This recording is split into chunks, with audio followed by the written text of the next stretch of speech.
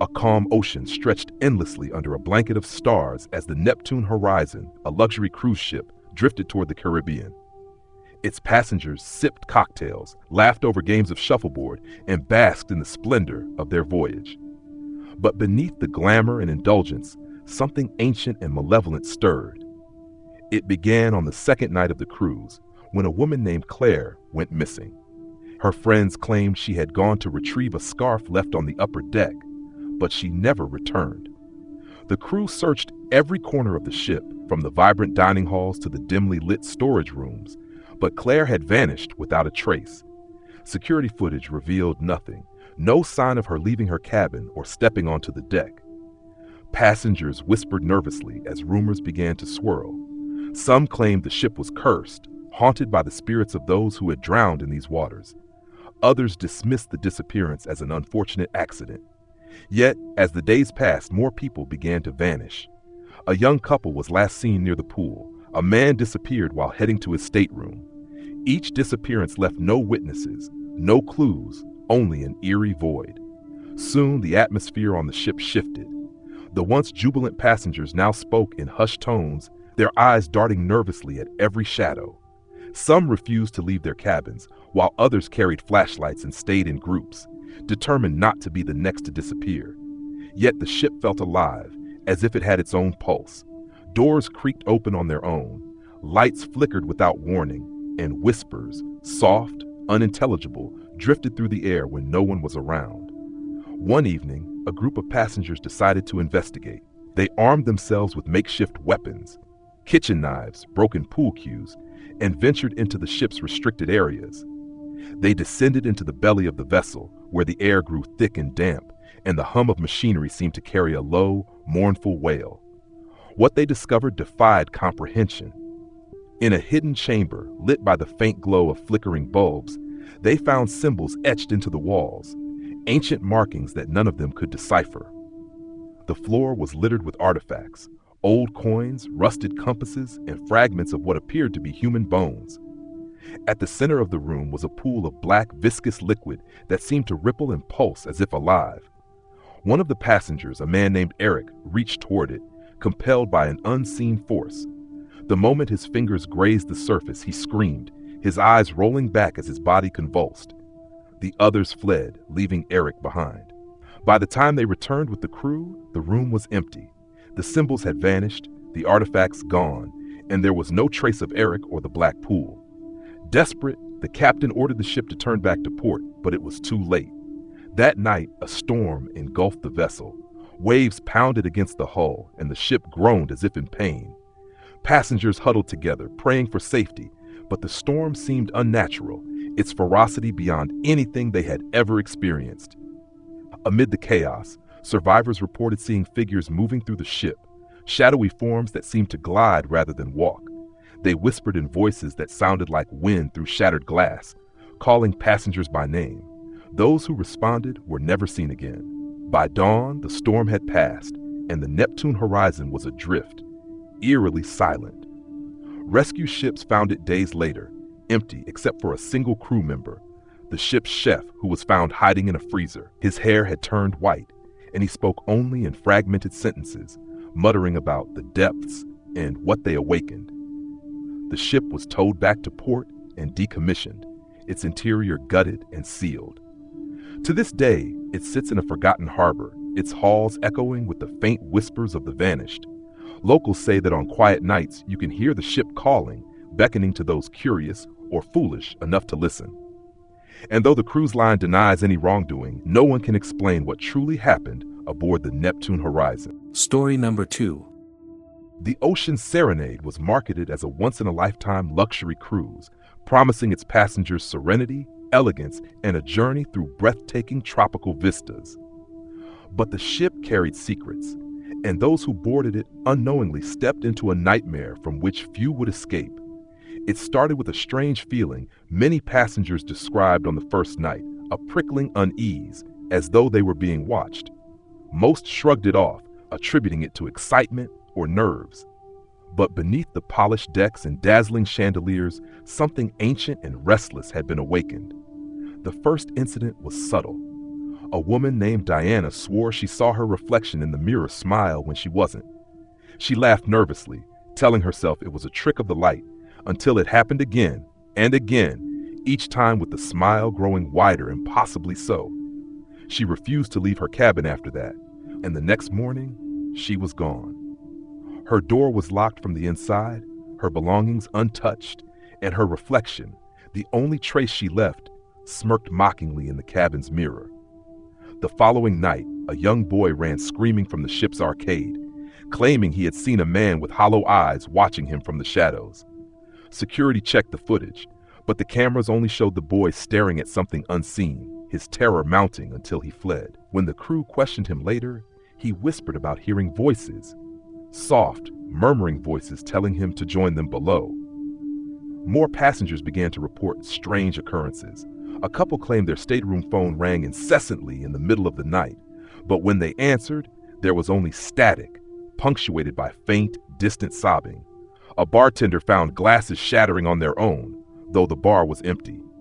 Elevator doors opened to reveal empty spaces that didn't match the floor plan of the ship, and always there was the feeling of being watched. One night, the captain's announcement echoed eerily over the ship's intercom, ordering everyone to stay in their cabins. No explanation was given, but whispers among the crew revealed that a member of the staff had vanished while inspecting the engine room. What they didn't share was that his screams had been heard echoing through the vents long after he should have been dead. Despite the captain's warning, a group of passengers, emboldened by alcohol and curiosity, decided to explore. They ventured into the ship's lower decks, areas marked crew only. The air grew colder as they descended, the polished wood and bright lighting giving way to rusted metal and flickering bulbs. They came upon a door they hadn't seen before, heavy and ancient looking, with strange symbols etched into its surface. Against their better judgment, they opened it. Inside, they found a cavernous, unlit space. At the center was a massive, water-filled pit, its surface unnaturally still. A low hum vibrated through the air, setting their teeth on edge. One of them, a man named Paul, approached the pit, drawn by an inexplicable pull. As he leaned over, the water erupted and shadowy, writhing figures emerged, their hollow eyes fixating on him. Paul screamed as the shadows dragged him into the water. The others fled, but the ship seemed to twist around them, the corridors warping and stretching, doors leading back to where they'd started. By the time they found their way back to the upper decks, 2 more of their group were missing. The survivors pounded on cabin doors, shouting for help, but the other passengers wouldn't answer. From within their locked rooms, they too were hearing things. Footsteps pacing outside their doors, whispers pressing against their walls, the sound of nails scratching from inside their closets. By morning, the Ocean Serenade was found adrift, its passengers and crew missing without a trace. The ship was silent, save for the faint sound of laughter, soft, chilling, and coming from the mirrors. When the salvage crew arrived to tow it back to port, they found no signs of life. Only the logbook remained, with the captain's final entry scrawled in frantic, uneven handwriting. "They come from the water. They want us with them. Do not let them leave the ship." The Ocean Serenade was quarantined and eventually dismantled, its parts scattered and sold. Yet rumors persist of strange occurrences on ships built with its salvaged materials, doors that won't stay locked, reflections that move on their own, and the sound of distant, echoing whispers calling from the depths. Story number 3. The Starlight Mariner was a boutique cruise ship, known for its intimate size and exclusive clientele. It promised a week-long journey through the Arctic, where passengers would witness the auroras dance above glistening icebergs. But as the ship departed the harbor, an air of unease clung to it, an unspoken tension that seemed to settle into the very walls. On the first evening, as the ship cut through icy waters, the sky erupted into a kaleidoscope of green and purple lights. Passengers gathered on deck, mesmerized, cameras flashing as they captured the surreal display. Amid the oohs and ahs, no one noticed the faint shadow that darted across the ice floes in the distance.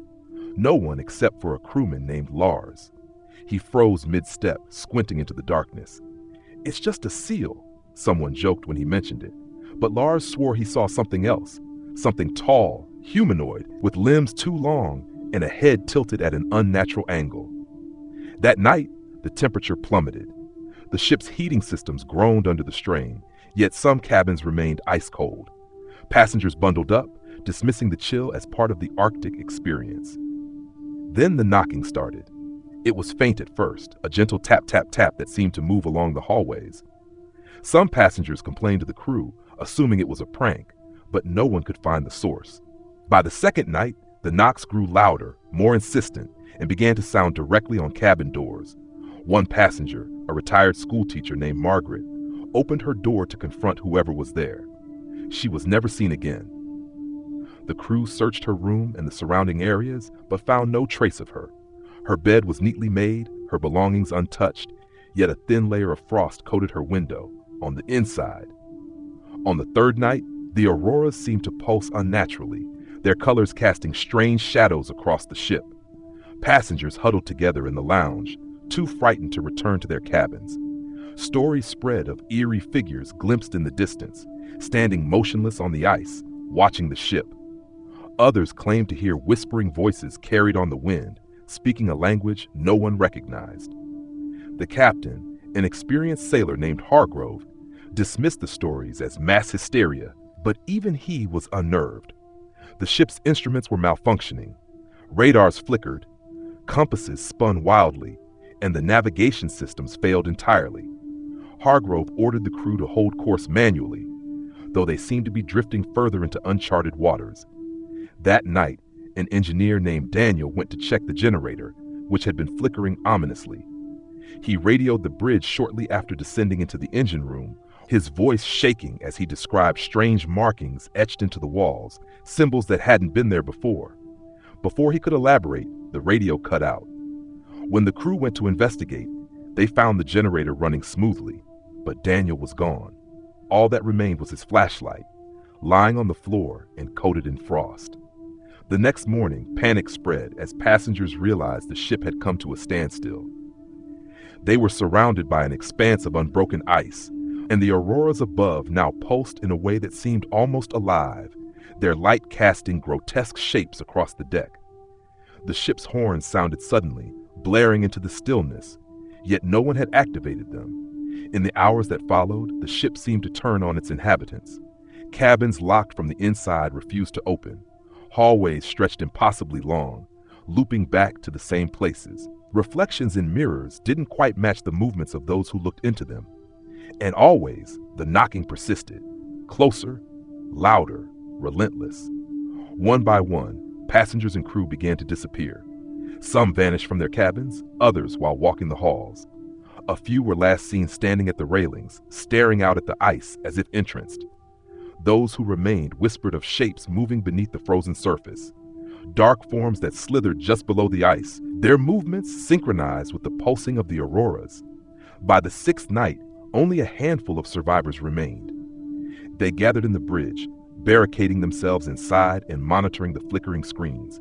Outside, the auroras flared brighter than ever, their light flooding the ship with a cold, unnatural glow.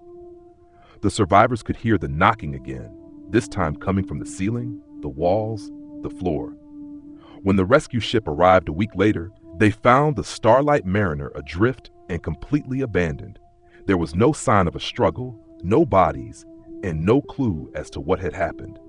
The ship was intact, yet the walls were coated with frost and those strange symbols deep into the metal.